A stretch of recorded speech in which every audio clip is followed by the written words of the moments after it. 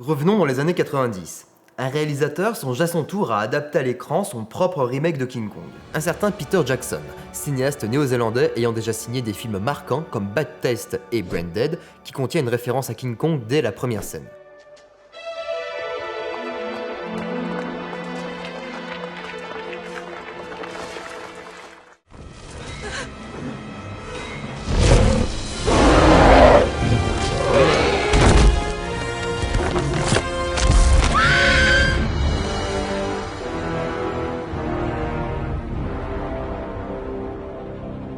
J'avais 9 ans lorsque j'ai vu King Kong à la télévision, un vendredi soir.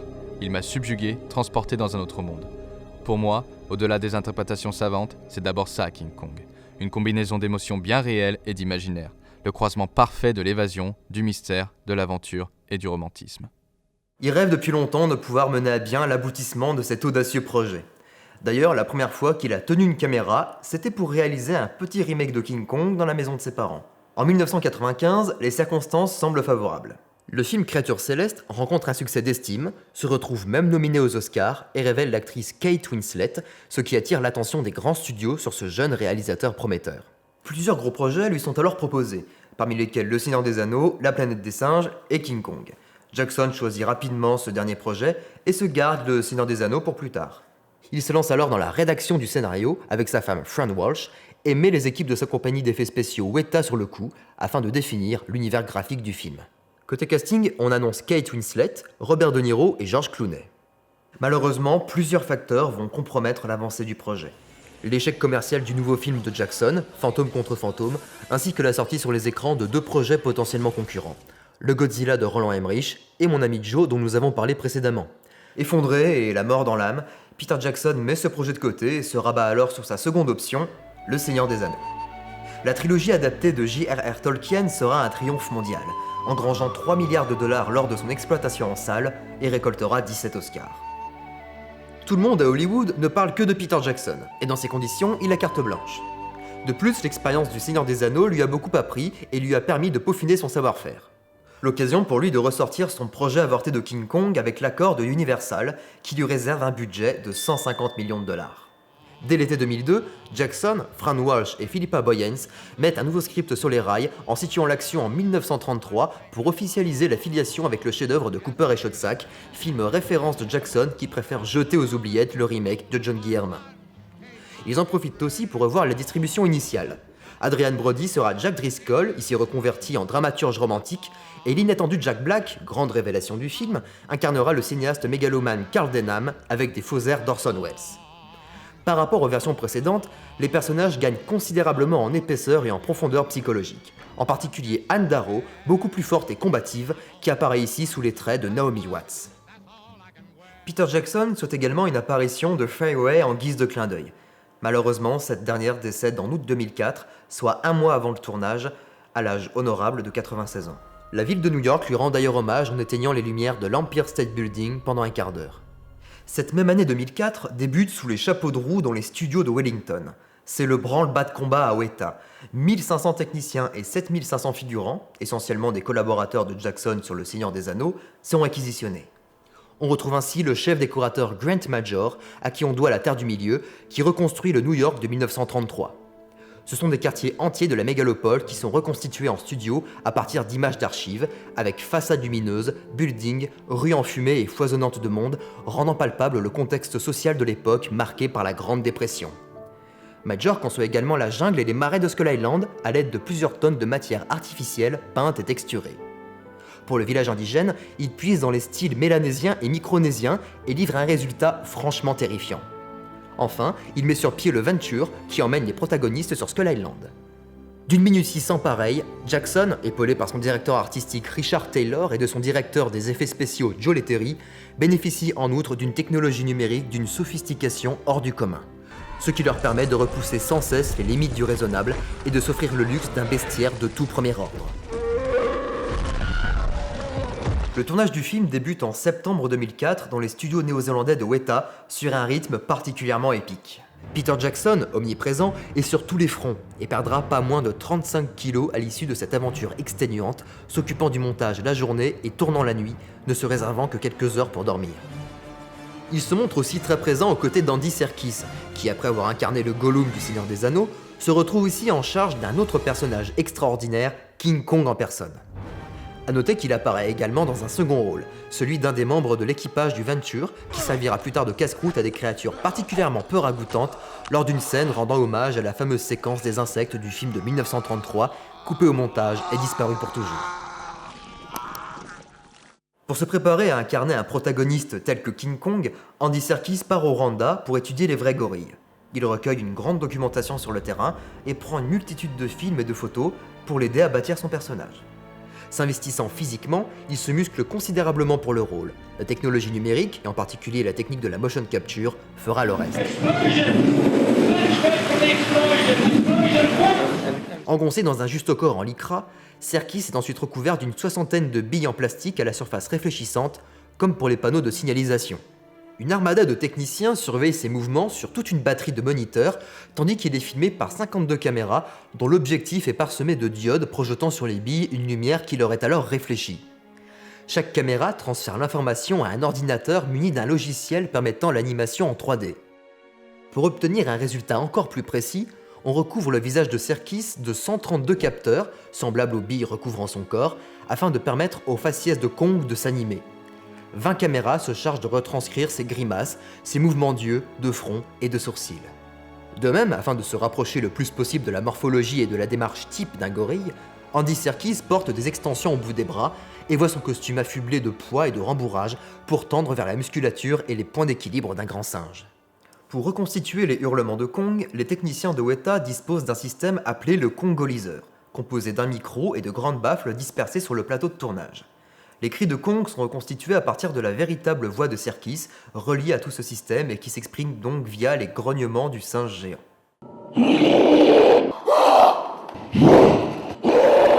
La performance d'acteur de Serkis, mixée à une technologie particulièrement performante composée d'images de synthèse et d'autres procédés ingénieux, permettent donc de donner naissance à King Kong. Le tournage du film s'achève en mars 2005 et l'étape de post-production peut commencer. Les ingénieurs du son vont jusqu'à recréer une nouvelle banque sonore pour donner au film une ambiance particulière. La musique est composée par James Newton Howard, venu en catastrophe remplacer Howard Shore, ayant quitté le projet pour cause de différends artistiques. Finalement, le budget total du film s'élève à 207 millions de dollars. Le résultat final, prenant et grandiose, impressionne de par son gigantisme, sa démesure, ses qualités plastiques et sa durée. En effet, Peter Jackson a accouché d'un remake de près de 3 heures, alors que le film de Cooper et Schoedsack était 2 fois moins long. Je crois vraiment que si Meriam C. Cooper avait eu à sa disposition en 1933 les mêmes outils technologiques que Peter Jackson, il aurait tourné un King Kong nettement plus long, nettement plus développé sur le plan des créatures. Si notre film dure aujourd'hui dans les 3 heures, c'est surtout parce que nous nous sommes attardés sur les personnages, sur les liens qui se tissent entre eux. Approfondir l'histoire constituait l'une de nos priorités. De plus, le King Kong de l'histoire se montre radicalement différent de tous ceux qui l'ont précédé. C'est ici une vieille bête marquée par la vie sauvage, balafrée, cabossée et presque rocailleuse. Film à la fois spectaculaire et personnel, le King Kong de Peter Jackson sort sur les écrans le 14 décembre 2005 aux États-Unis et sera un énorme succès au box-office, remportant près de 550 millions de dollars. En 2006, 3 Oscars viendront récompenser le travail accompli.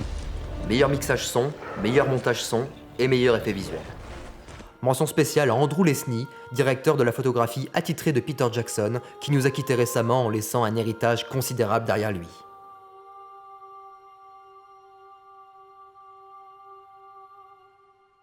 Comme pour le remake de John Guillermin, le King Kong de Peter Jackson va vite générer une poignée d'avatars assez inattendus.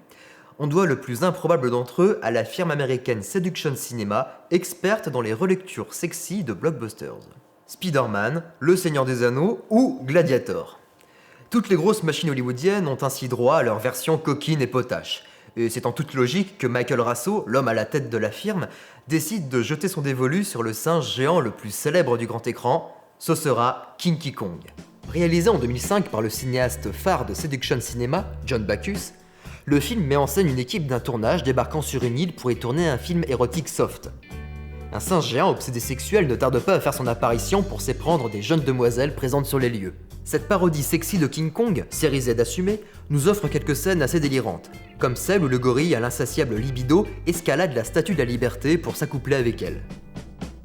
Autre production de 2005, King of the Lost World, produit par The Asylum, petite firme spécialisée dans les mockbusters, films plus ou moins plagiés sur des œuvres à gros budget, ayant déjà répliqué La Guerre des mondes de Steven Spielberg.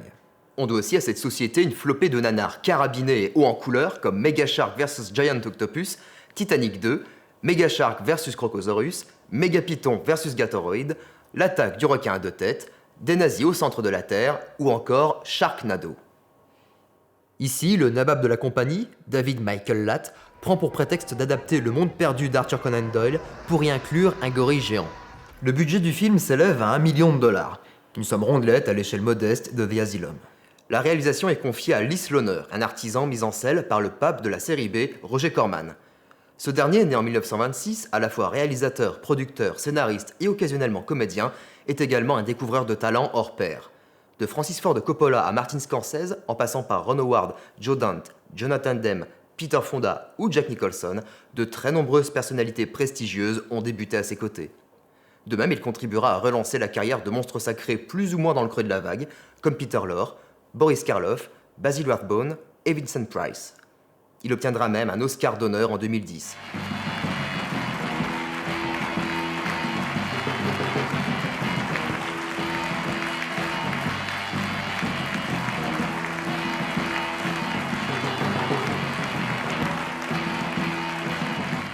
Quant à Sloaner, il aura un parcours encore plus éclectique que son mentor puisqu'il abandonnera provisoirement le cinéma pour devenir barman, militant pro-Tibet et même chasseur de nazis en Amérique du Sud avant de revenir traîner ses guêtres sur les plateaux de cinéma.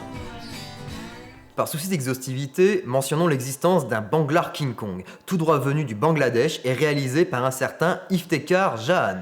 Sorti dans son pays d'origine en 2010, le film adapte l'histoire de King Kong à la sauce Bollywood, avec scènes de comédie musicale, décors et costumes kitsch, et effets spéciaux très spéciaux. Ce spectacle complet, d'une durée de presque 2h30, constitue un nanar hallucinant à réserver à un public exclusivement local, ou bien aux estomacs les plus solides.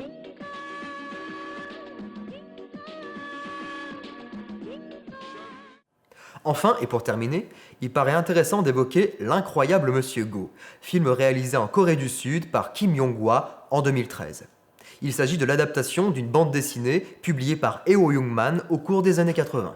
Cette œuvre à gros budget, par ailleurs premier film coréen en 3D, est avant tout destinée à mettre en valeur les effets spéciaux numériques créés par la société Dexter Digital, fondée spécialement pour le film.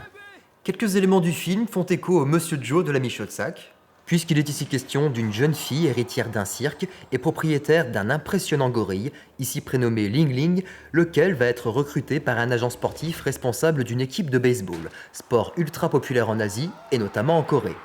Pur produit à destination du marché asiatique et annoncé comme un véritable triomphe, L'incroyable Monsieur Go n'a, semble-t-il, pas obtenu le succès escompté, mais les effets visuels du film ont tout de même été récompensés aux Blue Dragon Awards en 2013 et aux Asian Film Awards en 2014.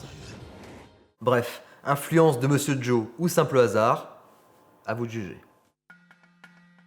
King Kong est donc une icône populaire majeure au point d'avoir touché d'autres modes d'expression que le 7e art. Des BD, des jeux vidéo, des dessins animés, des jouets, des publicités et plein d'autres gadgets et produits dérivés. Le King Kong de 1933 a engendré une descendance aussi imposante qu'inégale. Les grands techniciens Willis O'Brien et Ray Harryhausen eux-mêmes caresseront longtemps le rêve de réaliser leur propre remake, en vain. Depuis son apparition, le mythe de King Kong a inspiré les créateurs et a toujours su coller aux époques, aux registres, aux styles et aux préoccupations du moment. Il a même permis au cinéma de se surpasser techniquement car, comme nous avons eu l'occasion de le voir, il a engendré bon nombre de révolutions cinématographiques sans lesquelles un univers aussi dense et riche n'aurait pu être rendu à l'écran. Même les personnages principaux évoluent et s'affinent au fil des 3 versions de King Kong en fonction des modes, des comédiens et de la volonté des producteurs et des réalisateurs. Voilà la force de ce mythe, une faculté quasi infinie d'adaptation et de transposition. D'ailleurs, 2 nouveaux films sont actuellement en préparation. Le premier, Kong Skull Island, est réalisé par Jordan Vogt-Roberts et produit par la Warner. La sortie est prévue pour mars 2017 et la distribution réunira Tommy Hiddleston, Brie Larson, Samuel L. Jackson et John Goodman, entre autres. À l'origine, Universal devait être à la tête du projet, mais Legendary leur a finalement préféré la Warner, qui détient les droits de la franchise Godzilla, ce qui nous amène au deuxième futur film, King Kong vs Godzilla, nouvelle version du film de Ishiro Honda de 1962.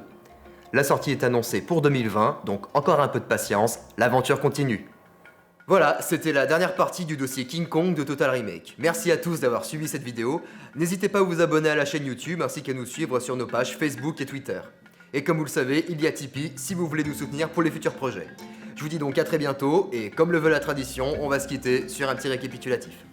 Ciao.